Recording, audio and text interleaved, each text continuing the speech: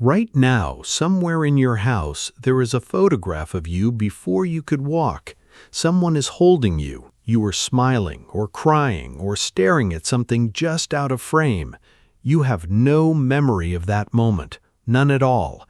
And the strange part is, you have no memory of thousands of moments just like it. Years of your life, gone. Not faded, not blurry, simply not there. You were awake for all of it. You were learning, feeling, reacting. So where did it go? The easy answer is that babies just don't remember things. That's what most people assume. But that answer falls apart the second you look closely at what babies actually do. A 1-year-old can recognize their mother's face from across a room. A 2-year-old can remember where a toy was hidden an hour earlier. A 3-year-old can recall a trip to the zoo weeks later, complete with details about the animals and the smell of popcorn. These are memories, real ones, so the brain is clearly capable of storing information at this age. Which means the problem isn't storage, the problem is retrieval. Somewhere between early childhood and adulthood, the door to those memories closes, quietly, prominently, and almost nobody notices it happening, because by the time you're old enough to notice, the door is already shut. This phenomenon has a name. Researchers call it infantile amnesia, and for over a century, it has puzzled some of the most careful minds in psychology. Sigmund Freud was one of the first to take it seriously, back in the late 1800s. He proposed that early memories weren't lost, but repressed, buried on purpose, he thought, because they were too emotionally charged for a young mind to hold on to. For decades, that idea shaped how people thought about childhood memory. But modern research tells a very different story, one that has nothing to do with repression and everything to do with how a brain is built. To understand what's really happening, you have to start with the hardware. Your brain at birth is not a smaller version of your adult brain. It's a brain under construction, and one of the last rooms to be finished is the one responsible for memory. Deep inside your brain, on each side, sits a small curved structure called the hippocampus. Think of it as the brain's file clerk. When something happens to you, your senses gather the raw information, sights, sounds, smells, emotions, and the hippocampus is the one that takes all of that and stitches it into a single retrievable memory. Without a working hippocampus, experiences happen, but they don't get filed away as a coherent story you can revisit later. Here's the key fact. Your baby brain was still in construction for your first few years of life. That explains why nothing seemed to stick. But it doesn't explain everything, because infantile amnesia doesn't end cleanly at age 2 or 3. The fade-out is gradual, and it stretches out further than you might expect. Most adults' earliest memories date back to somewhere between age 3 and 4. But here's the twist. Those earliest memories aren't often the earliest things that happen to you. They're often the earliest things you can tell a story about. This is where language enters the picture. Psychologist Catherine Hayne, who has spent decades studying childhood memory at the Otago University, has shown that children's ability to recall early experiences is closely tied to their ability to talk about those experiences using language. A toddler who doesn't yet have the words for scared or yesterday or fell down has a much harder time encoding an experience in a form that can survive into later life when the adult brain searches for it, using, of course, language. Think about how you remember things now. You remember in sentences, in narratives.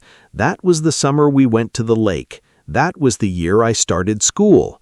Your memories are organized around a story, with a beginning, characters, a sequence of events. But a 1-year-old doesn't have stories. A 1-year-old has sensations, warmth, hunger, a face, a sound. Without the scaffolding of language to organize those sensations into something tellable, the brain has nowhere to file them in a way that your older self can later search through. It's a bit like trying to find a book in the library where none of the books have titles, none of the pages have numbers, and the shelves aren't organized by subject. The books might still be there, physically, somewhere in the building, but good luck finding the one you're looking for. There's another piece to this puzzle, and it involves a sense of self. Around 18 months to 2 years old, something remarkable happens. Children begin to develop what psychologists call autobiographical memory, the ability to place themselves as the central character in a remembered story. Before this point, a toddler might recognize a place or a person or even feel a flicker of familiarity, but they don't yet have a strong, continuous sense of me who experiences these things over time. You can actually test for this. It's called the mirror self-recognition test, sometimes referred to as the Rouge test, originally developed by researcher Beulah Amsterdam in the 1960s and later refined by others. Researchers put a small dot of rouge or sticker on a toddler's face without them noticing, then place them in front of a mirror. Children under about 15 to 18 months will often reach toward the mirror as if the reflection were a different child entirely. But somewhere around 18 to 22 months, most children will reach up and touch their own face. They recognize that the person in the mirror is them. That moment, recognizing yourself as a continuous you that exists across time, is a major turning point, because memory isn't just storing information, it's storing information and attaching a tag to it that says, "This happened to me." Without a stable sense of self to attach that tag to, even a vividly experienced moment has nowhere permanent to live. So by now, you can start to see the layers stacking up, a hippocampus still under construction, rapidly overwriting its own wiring, a lack of language to organize experiences into retrievable stories, a sense of self that hasn't fully solidified yet, leaving memories with no stable owner to be filed under. Any one of these might be enough to explain some memory loss. Together, they explain why your first 2 or 3 years feel like a blank. But there's a twist to all of this, and it's the part that makes infantile amnesia genuinely strange rather than just sad. Those early memories don't simply vanish without a trace, they leave fingerprints. Researchers have found that experiences from infancy, even ones nobody can consciously recall, can shape behavior, emotional responses, and even physical reactions years later. This is sometimes called implicit memory, as opposed to the explicit memory you use when you consciously recall a fact or an event. Here's a simple way to think about the difference. Explicit memory is being able to say, "I remember learning to ride a bike when I was 5, in the park near my grandmother's house." Implicit memory is your body automatically balancing on a bike decades later without you having to think about how. The same split applies to early childhood experiences. You may not remember the specific moments your caregivers comforted you when you cried, fed you when you were hungry, or responded, or didn't respond, when you needed them. But research in attachment, building on the foundational work of psychologist Mary Ainsworth in the 1970s, has shown that these early patterns shape how a person approaches relationships, trust, and emotional regulation well into adulthood. Not as memories you can recall, but as default settings your brain quietly installed before you were old enough to know it was happening. This means a part of you, a real functioning part, was built during the years you can't remember. The personality traits you take for granted, the way you instinctively react to comfort or conflict or being left alone in a room. Some of the wiring for those reactions was laid down in the blank years. You're carrying around the consequences of experiences you'll never be able to consciously access. It raises an uncomfortable question. If you can't remember the experiences that shaped you, how much of you is actually a story you were told about yourself rather than something you directly know? Because here's something else researchers have discovered. Some of your earliest memories might not be memories at all. A series of studies, including work by memory researcher Elizabeth Loftus, has shown just how easily false memories can be implanted, especially memories from early childhood, where there's no competing real memory to push back against. In some experiments, adults were told detailed, plausible-sounding stories about things that supposedly happened to them as small children, events that never actually occurred. With enough repetition and enough vivid detail provided by someone else, a striking number of participants began to remember these fabricated events. Not just believe they happened, actually recall sensory details like the wallpaper in the room or how they felt at the time. This works particularly well for early childhood because the brain doesn't have an original file to compare the fake one against. There's no real memory sitting there to say, wait, that's not how it happened, because there was never a retrievable real memory to begin with.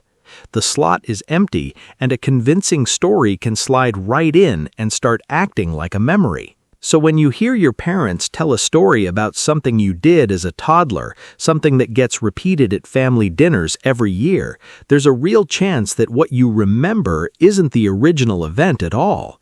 It's a memory of the story. A memory of being told the story dressed up to feel like a memory of the event itself. This is where the modern mirror comes in. Think about how often this happens today completely outside the context of early childhood.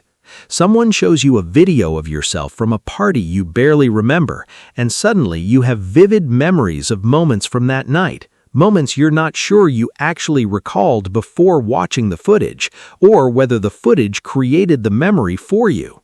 Old home videos do something similar. You watch yourself as a 4-year-old blowing out birthday candles, and afterward, you'd swear you remember that birthday, even though what you're really remembering might just be the video itself, watched many times since. In a sense, your brain doesn't fully distinguish between "I remember this happening" and "I have been told vividly and repeatedly that this happened." Both can feel identical from the inside. Both activate similar networks in the brain. The feeling of remembering and the feeling of having absorbed a story can be nearly indistinguishable. This isn't a flaw exactly. It's a side effect of how memory actually works, at any age. Memory was never a perfect recording. It was never meant to be a video file you can replay frame by frame. Every time you recall something, even something from last week, your brain is partially reconstructing it, not just retrieving it. Small details shift. Emotional tone gets adjusted to match how you feel now. The memory you have of an event today might be subtly different from the memory you had of that same event 5 years ago, even though you'd swear both versions are accurate. Infantile amnesia is just this same process taken to its extreme. Almost nothing survives from the earliest years in a retrievable form, so the brain later in life fills the silence with whatever material is available. Photographs, stories, videos, the emotional residue of patterns laid down before language existed. And maybe that's not something to mourn. Maybe it's something closer to a feature. Imagine for a moment if infantile amnesia didn't exist. Imagine if you could recall every diaper change, every confusing, overstimulating moment of being a brand new human with no language and no context for anything happening around you, every bright light, every loud noise, every time you cried because you didn't yet understand that your needs would eventually be met. All of it stored in vivid detail, setting in your memory right alongside your adult experiences. It's possible that a mind carrying that much raw, pre-linguistic, pre-self-sensory data would struggle to build a coherent identity at all. The blank years might function less like a deleted file and more like a clean foundation.